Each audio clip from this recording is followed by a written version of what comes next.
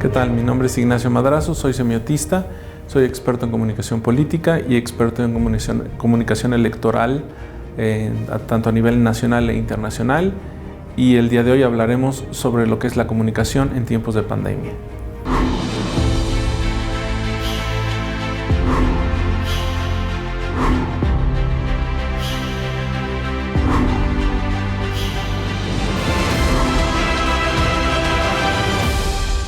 El mundo está cambiando drásticamente, de hecho ya cambió. Desde hace unos 10, 15 años, el politólogo famoso de Princeton, Fukuyama, hablaba del final de la historia. Zizek, del otro lado del espectro ideológico, hablaba del golpe al corazón del sistema. El mundo se transformó por completo de un mundo social a un mundo mediático. Y la política, como un sistema de encaminar lo que son las aspiraciones o los deseos de la población, no reaccionó. Seguimos operando a nivel político con paradigmas arcaicos. Y esto necesita cambiar si queremos hacer una política que responda a lo que la sociedad está demandando.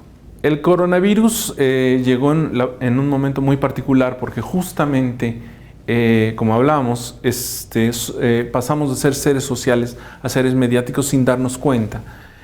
Seguíamos reuniéndonos de la misma forma, aunque en realidad nuestra comunicación dejó de funcionar de esa forma. Cada vez más nuestra comunicación era mediada por diferentes sistemas, a través de celulares, a través de redes sociales, a través de... La gente socializaba más a través de los medios que en realidad de la sociedad como tal. Y por lo tanto, estos cambios fueron cambiando la forma de funcionar de toda la sociedad. Es muy importante entender que el coronavirus llegó en un momento en el cual esto sucedía lentamente y de golpe nos inyectó a que el cambio fuera absoluto. O sea, lo que estábamos viviendo lentamente como una transformación paulatina se convirtió en una transformación de un día para el otro. Dejamos de ir a las escuelas para tener que empezar a tomar sesiones por televisión o por computadora. Dejamos de tener fiestas para tener fiestas y celebraciones y cumpleaños por computadora, ¿no? Nuestra vida se mediatizó por completo y se desocializó por completo. Pasamos a lo que literalmente era el cambio que se venía dando, pero en lugar de ser suave, se convirtió en un cambio absolutamente repentino.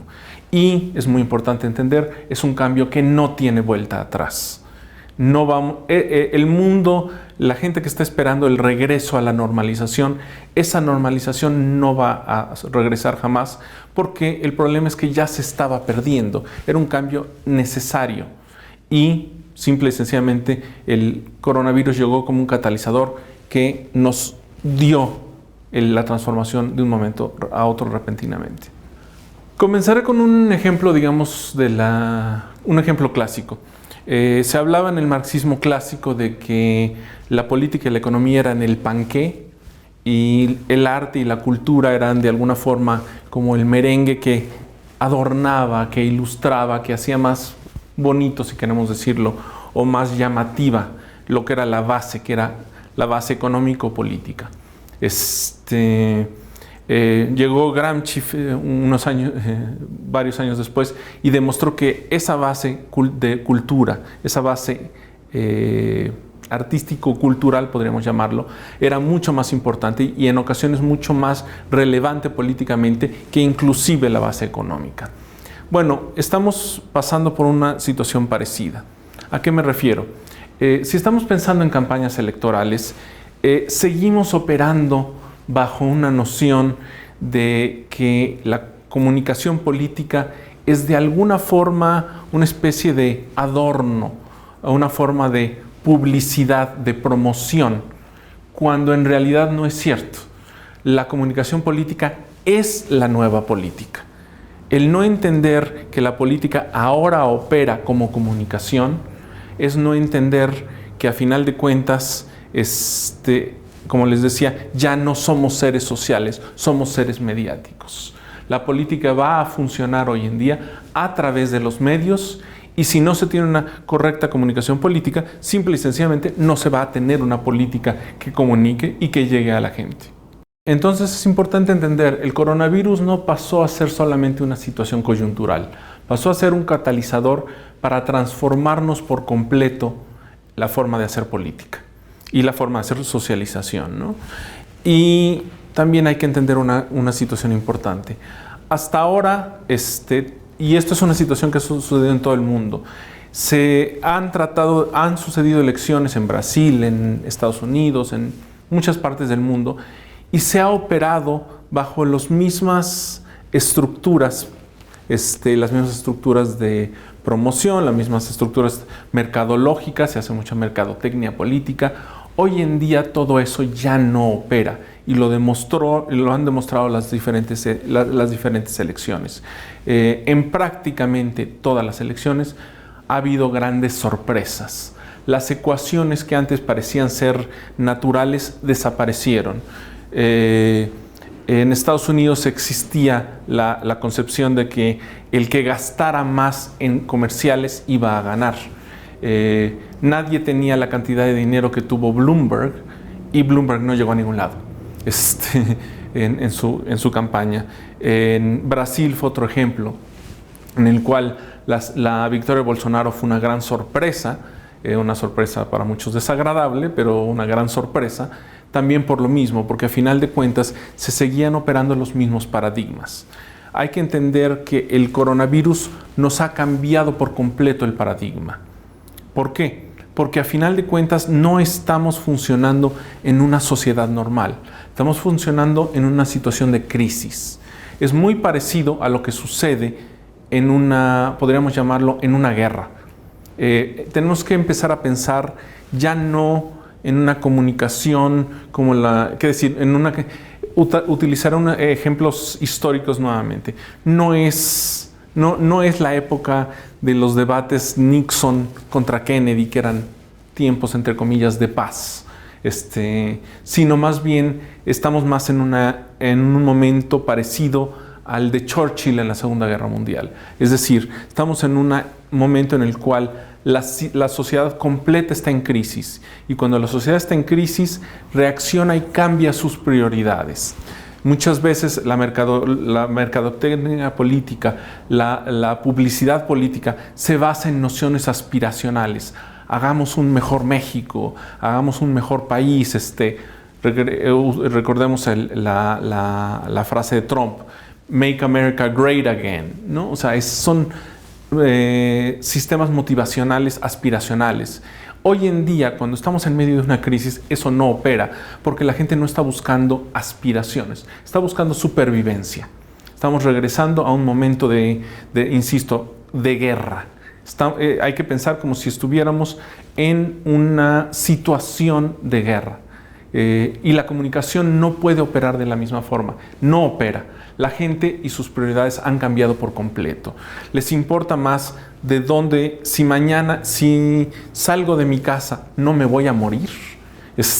Si mi niño lo llevo a la escuela o lo mando al parque, no va a regresar enfermo y a lo mejor no va a poder recuperarse, o llevado a otro extremo, voy a sobrevivir económicamente. Son problemáticas que en general la gente no está considerando en una campaña normal, pero no estamos en una situación normal, estamos en una situación de crisis. Para eso existen sistemas comunicacionales especiales que se les llaman justamente control de daños, control de crisis, y que se utilizan para momentos de emergencia. En el momento actual de la pandemia tenemos que pensar no en una campaña electoral como las que se hacen siempre, ¿no? Esto de buscar slogans abstractos de va por México y cosas por el estilo, no nos dice nada. En realidad la gente no va por México hoy en día. La gente está más preocupada de si se va a subir al taxi y no se va a contaminar. Entonces, el hecho de venderles slogans abstractos, este tipo de conceptos, no opera. La gente vota con sus problemas cotidianos, con sus problemas de supervivencia. Y hoy en día es así de urgente. La gente está pensando en cómo sobrevivir el día a día. Está en una situación de control de crisis, de control de daños. Y la comunicación tiene que operar de esta forma. O sea, tenemos que pensar, regreso a lo mismo, cómo se crean, hay estrategias de comunicación que se utilizan para momentos de grandes emergencias, en un momento a lo mejor después de un terremoto, en un momento de un ataque, ¿qué decirles? Usaré otro ejemplo internacional, cuando fue el famoso ataque a las Torres Gemelas del 9/11, en ese momento cambia la operación comunicacional de la Casa Blanca a una de emergencia, ¿no? Bueno, eso es en lo que estamos viviendo. Y la campaña en la que ahora estamos funcionando tiene que funcionar como eso, como si fuéramos una campaña de control de daños, como una campaña de crisis, pero diaria. Es decir, no podemos estar operando como si fuera simplemente una campaña aspiracional publicitaria común y corriente. Regresando al ejemplo que les decía anteriormente, no podemos pensar en la comunicación como promoción. No estamos promocionando nada, estamos comunicándole a la gente por qué nosotros les vamos a ayudar a sobrevivir, por qué nosotros les vamos a dar armas para que sus hijos literalmente estén vivos al día siguiente o tengan que comer al día siguiente. Estamos literalmente raspando el fondo y esto es muy importante entenderlo comunicacionalmente y electoralmente, porque la gente cuando se presente el día de las elecciones no va a ir a votar porque el candidato es famoso, es guapo, o me da aspiraciones. Va a ir a votar si ese día comió. Va a ir a votar si su abuela no se acaba de morir de coronavirus. Si ellos mismos no están... La gente va a estar preocupada el día que se formen las urnas de si no se va a estar contaminada. Según los últimos cálculos que yo he visto de la revista Nature, al día de hoy faltan 700 días para que México esté vacunado. 700 días, estamos hablando de 2 años. Es decir, y las elecciones están a unos pocos meses de distancia. Es decir, todavía para la gran cantidad de la población y de la población votante, la preocupación de si voy a votar, ¿me puedo morir? Es real. Y eso es algo que obviamente tiene que estar al frente de lo que es nuestra comunicación electoral en un momento de campaña. Como mencionaba antes, cuando Fukuyama hablaba del fin de la historia, no se refería literalmente a... No puede uno tomarlo literal, no es que la historia se acabó. La mayoría de la gente lo interpretó más bien como el fin de las ideologías. Y esto es ¿por qué es importante esto? Porque hay que entender que lo que ha sucedido es que los medios han globalizado al mundo. Una globalización que es irremediable. Las fronteras se han ido borrando por completo. Nosotros tenemos hoy en día ya más en común o inclusive socializamos mucho más con gente que está del otro lado del mundo que con gente a lo mejor que son nuestros propios vecinos, gente que vemos todos los días en la tiendita, no tenemos ya nada en común con ellos y sin embargo tenemos inclusive romances y socializaciones y amistades profundas con gente que puede estar del otro lado del océano. Entonces, estamos hablando de que nuestras identificaciones ya no tienen nada que ver con situaciones locales. Guy Debord, el famoso situacionista, decía una frase que es clave. Él decía, piensa globalmente, actúa localmente. Esto se convirtió en un canto de guerra para movimientos ecologistas, etcétera, etcétera. ¿Por qué? Porque hablaban de la necesidad de empezar a pensar en el mundo entero como una unidad. Y justamente en eso estamos en este momento. Estamos en una situación en la cual se han borrado fronteras, donde el moverse entre un país y otro, entre una cultura y otra, entre un idioma y otro, es totalmente fluido. Los jóvenes escuchan, antes escuchaban rock en español, ahora escuchan rock hasta en islandés. Ya esas fronteras están absolutamente fluidas. Y por lo mismo las identidades empiezan a ser fluidas. Ahora, ¿cuál es la importancia de esto? La importancia de esto es que, regreso a lo mismo, estamos hablando de un momento en el que las ideologías como banderas empiezan a desaparecer. La gente ya no vota ideológicamente. ¿Por qué? Porque a final de cuentas votan por lo que son sus necesidades cotidianas. Votan por las identidades con las cuales se identifican, valga la redundancia. Es más común que una mujer vote por alguien que defienda sus posiciones genéricas, o a lo mejor lo vemos en el caso de Estados Unidos, la abrumadora votación que hubo de los afroamericanos, ¿no? Y cómo realmente en la elección norteamericana el entusiasmo hacia Kamala Harris era inclusive mucho más grande que hacia Biden, que era el candidato a la presidencia, ¿no? ¿Por qué? Porque a final de cuentas la gente hoy en día vota más a través de identidades y a través de causas, a través de quién defiende las causas de mis problemas reales o de quién tiene las mismas preocupaciones en el mundo que yo. Alguien que defienda mi posición como mujer, alguien que defienda mi posición como joven, alguien que defienda mi posición como asiático, etcétera, etcétera, ¿no? Y claro, en esto podemos inclusive entrar a posiciones de microidentidades, ¿no? Podemos hablar de las posiciones en Estados Unidos. Obviamente se crearon bloques de votación de mujeres afroamericanas, ¿no? Obviamente las identidades sexuales empiezan a ser importantes, ¿no? Como bloques. Y las grandes ideologías, el ser de izquierda, el ser de derecha, el tener una bandera específica, etcétera, de un lado o de otro, ya no es importante. Las camisas no cuentan. Lo vimos en España, lo hemos visto en las elecciones que han pasado en prácticamente todo el mundo. Se están borrando, en Inglaterra también, se están borrando estas fronteras. Las lealtades partidistas empiezan a desaparecer. Lo que se está buscando es una política de causas y de identidades. Y obviamente regreso a lo mismo, todo esto dentro de un contexto de supervivencia, porque estamos en crisis de vida literalmente, ¿no? Entonces, en realidad, la política tradicional de ideologías ya desapareció. Estamos en una política de causas, de identidades y en una política de supervivencia. Regresando al tema central de esta plática, que es la comunicación en tiempos de pandemia, y especialmente la comunicación electoral, que es lo que nos interesa en este momento.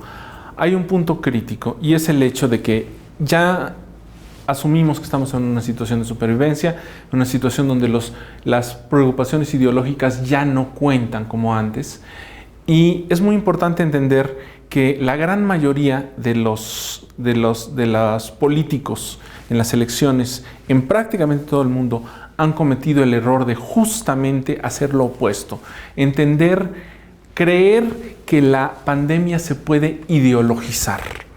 En lugar de responder a la pandemia por la realidad que nos está golpeando, por la emergencia que está surgiendo, se ha buscado ideologizarla y entonces convertirla en posiciones ideológicas.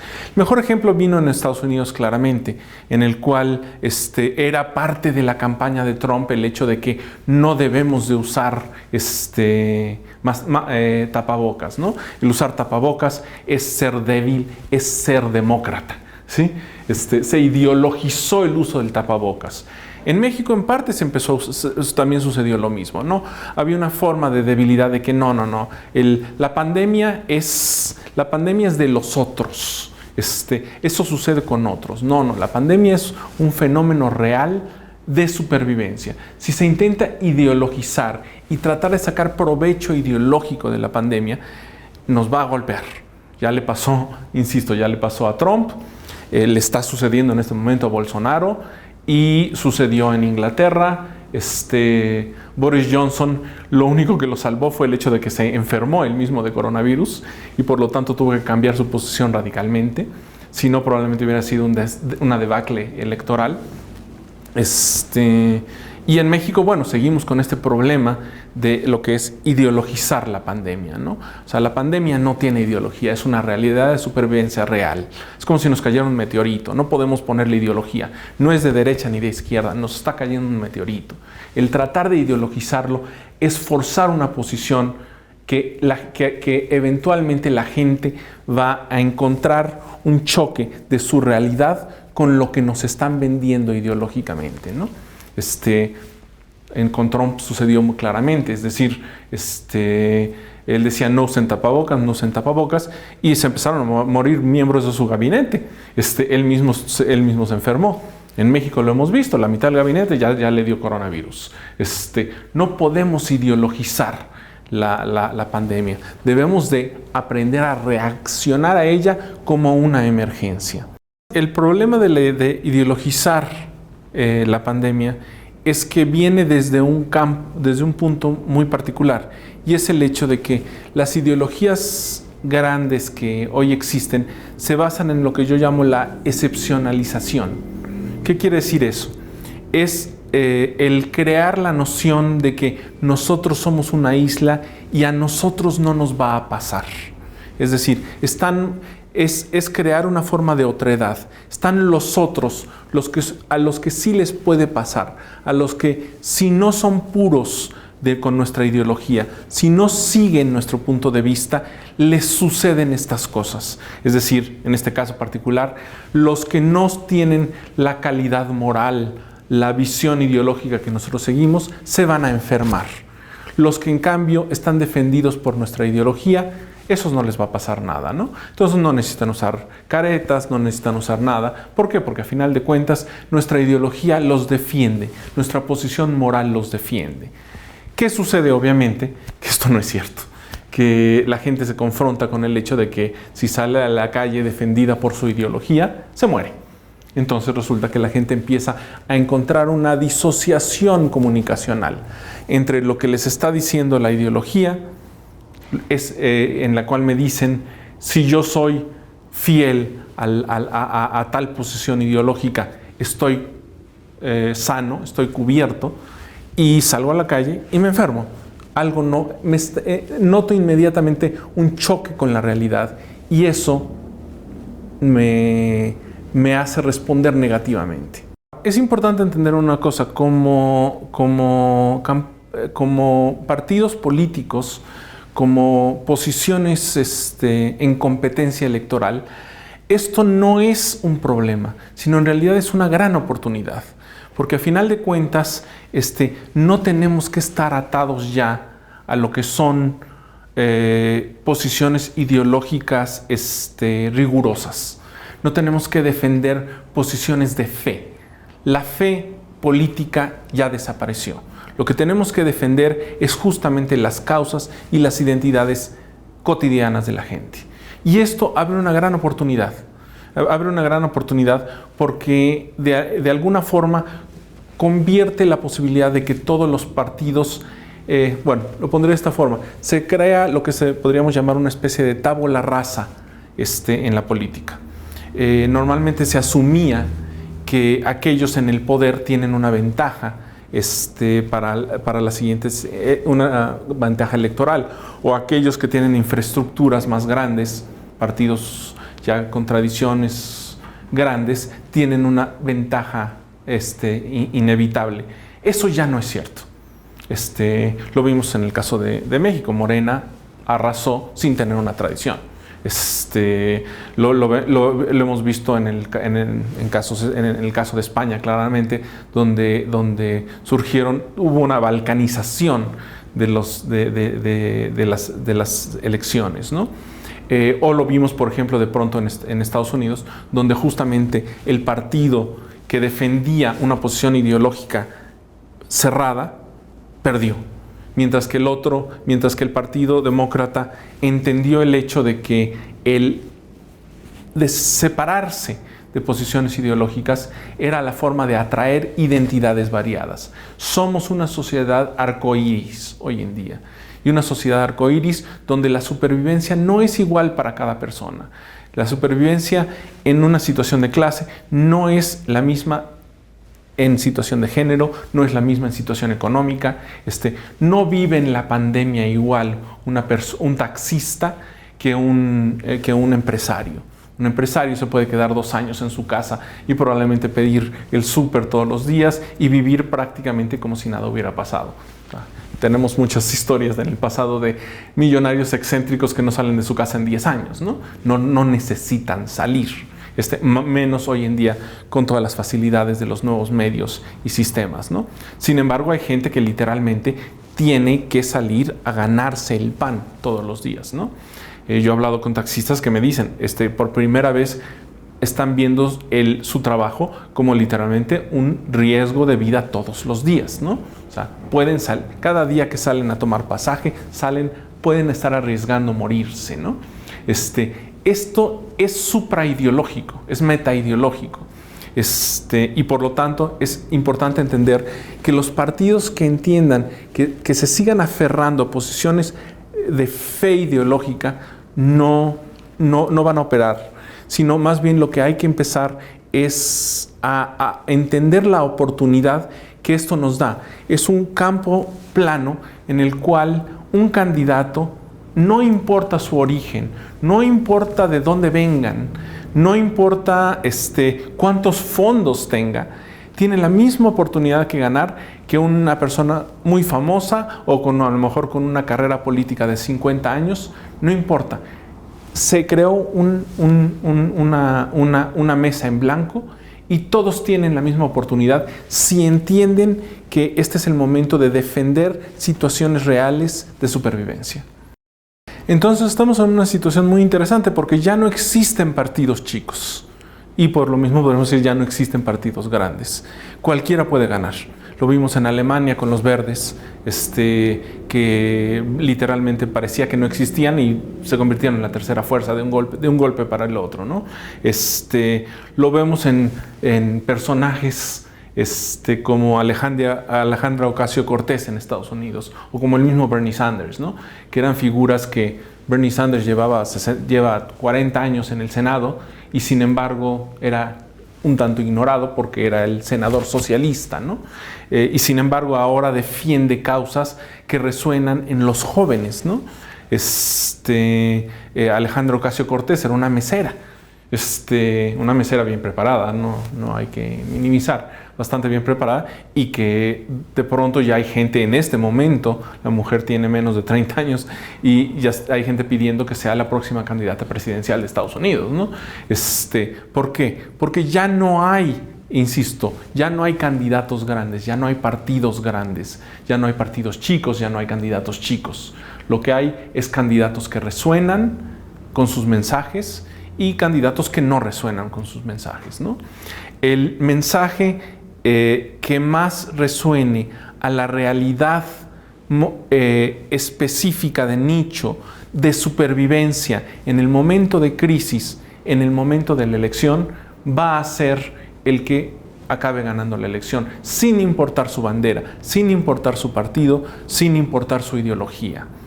Esto es muy importante entenderlo porque a final de cuentas, insisto lo mismo, ya no hay nadie chico. Si yo tengo menos presupuesto, de todos modos puedo ganar. Si yo vengo de un partido que la gente no conoce, de todos modos puedo ganar. Le puedo ganar al que fue secretario de Estado antes, no importa. En este momento se gana a través de que la gente sienta que mi mensaje resuena y le da posibilidad de supervivencia.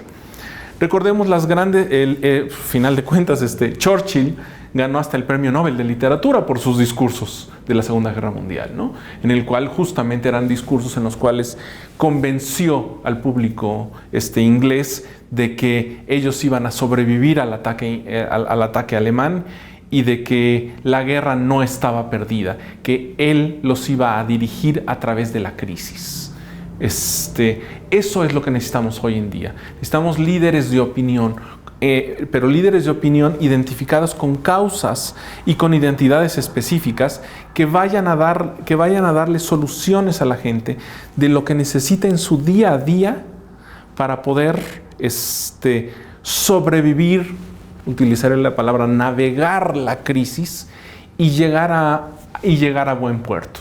Esto hace también una situación importante para lo que es una campaña electoral, y es el hecho de que no podemos manejar una campaña electoral como se hacían antes, de que se hace un plan y luego simplemente se desarrolla. No, estamos regresando a este concepto que les hablo de control de daños, de control de crisis.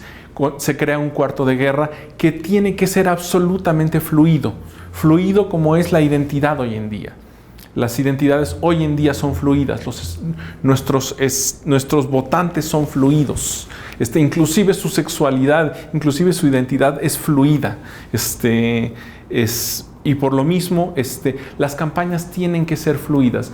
Cada día se tienen que ir adaptando a las necesidades del momento. ¿Por qué? Porque a final de cuentas, si surgió una vacuna, si surgió una situación económica particular, eso va a cambiar las posibilidades de supervivencia de la gente. Y eso es a lo que la gente va a responder el día que vayan a votar. Entonces las campañas no pueden ser arrancadas desde un inicio como un bloque monolítico y simplemente se despliega como solían hacerlo. Tienen que ser afinadas día a día como una situación de guerra. Literalmente pensemos que es un cuarto de guerra literal, en el cual se está pensando cómo se están moviendo las tropas, cómo van cambiando los sucesos, el perder una batalla, el ganar una batalla, va cambiando la forma en la que operas todo. Una campaña hoy en día se debería de vivir día a día.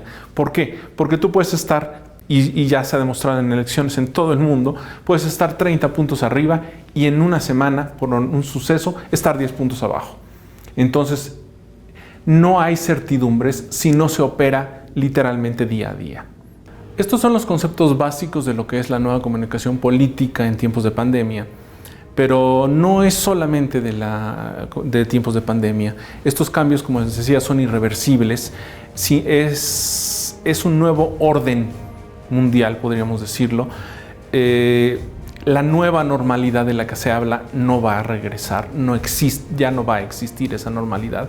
Estamos en un mundo nuevo que se está reinventando y por lo tanto más bien los invito a reflexionar en esta nueva comunicación y en esta nueva forma de hacer política.